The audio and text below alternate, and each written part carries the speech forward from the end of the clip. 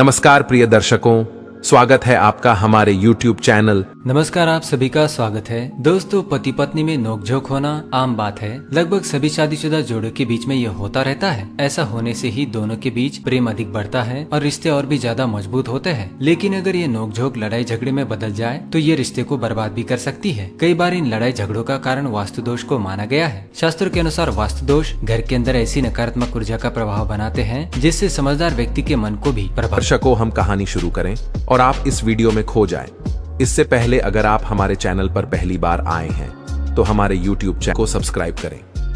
प्रिय दर्शकों, अगर आप भी भगवान श्री कृष्ण को सच्चे दिल से मानते हो तो कमेंट में सच्ची श्रद्धा से जय श्री कृष्ण जरूर लिखें।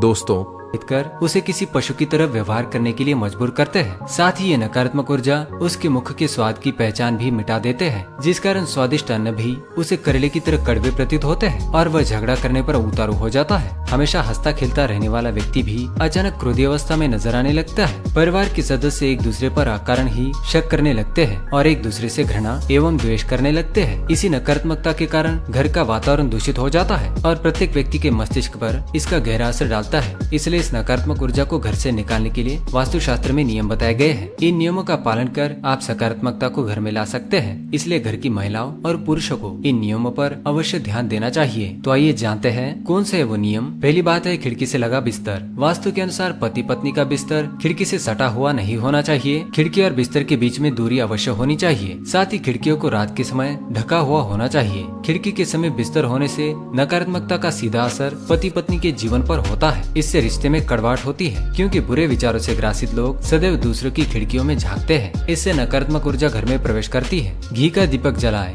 घर में हर दिन घी का दीपक जलाना चाहिए। घी का दीपक जलाने से सकारात्मक ऊर्जा का प्रभाव घर में होता है। एक बात का ध्यान रखें कि दीपक लगाते समय दीपक की लो पूर्व या दक्षिण दिशा की ओर होनी चाहिए। यदि दिशा का ज्ञान न हो तो बीच में गोल बत्ती लगाकर दीपक जलाएं। सोने की दिशा। दंपति को सोते समय सिर हमेशा दक्षिण दिशा में रखना चाहिए। इससे उत्तर की ओर से बहने वाली सकारात्मक चुंबकीय ऊर्जा आसानी से शरीर में प्रवेश करती है और कुंडलिनी चक्रों को ऊर्जा प्रदान करती है। इससे नींद भी अच्छी आती है। उत्तर दिशा की ओर सर रखकर सोने से ऊर्जा का प्रवाह शरीर में उल्टी दिशा में बहने लगता है और जिसके कारण ही व्यक्ति का स्वभाव क्रोधी बनने लगता है। किचन की दिशा। वास्तु के अनुसार किचन को हमेशा ही दक्षिण पूर्व दिशा में होना चाहिए। इस दिशा को अग्नि की दिशा कहा जाता है। अगर ऐसा असंभव है तो कम से कम उत्तर पश्चिम दिशा में किचन बनाएं। जिन घरों में किचन सही दिशा में नहीं होता है उस घर में खाने के स्वाद को लेकर हमेशा ही झगड़े होते हैं। कितना भी स्वादिष्ट भोजन बनाने के पश्चात भी व्यक्ति को स्वाद पसंद नहीं आता है। सफाई। घर की सफाई सुबह के समय करना सर्वोत्तम माना गया है। शाम के समय झाड़ू एवं पोछा ना लगाए। अगर घर में रोजाना पति पत्नी के बीच झगड़ा होता है तो ऐसे में नियमित रूप से घर में नमक वाले पानी से पोछा लगाने से नकारात्मक शक्ति में कमी आती है, जिससे रिश्तों में मधुरता बढ़ती है। साथ ही घर में मकड़ी के जाले ना हो इसका ध्यान रखें। बुराई ना करे। पति पत्नी को भूल से भी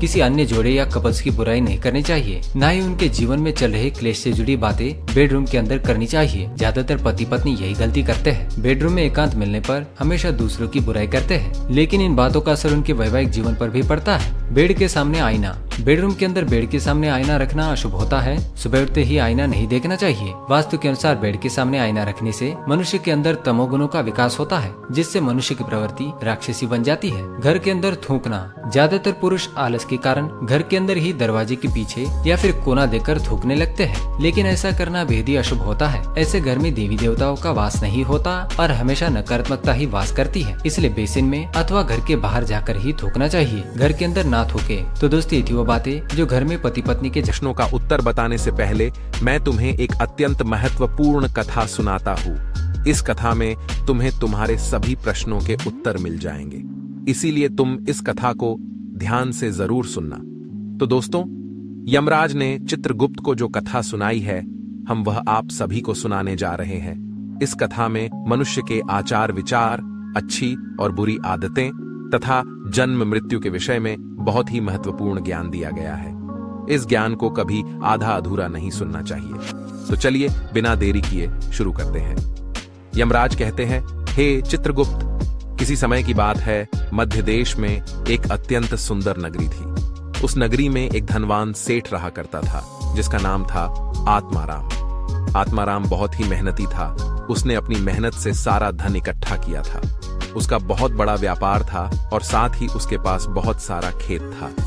पूरे नगर में आत्माराम जितना धनी इंसान कोई नहीं था। सौभाग्य से आत्माराम के 3 पुत्र थे और 2 पुत्रियां थी। आत्माराम के सभी पुत्र पुत्रियों का विवाह हो चुका था।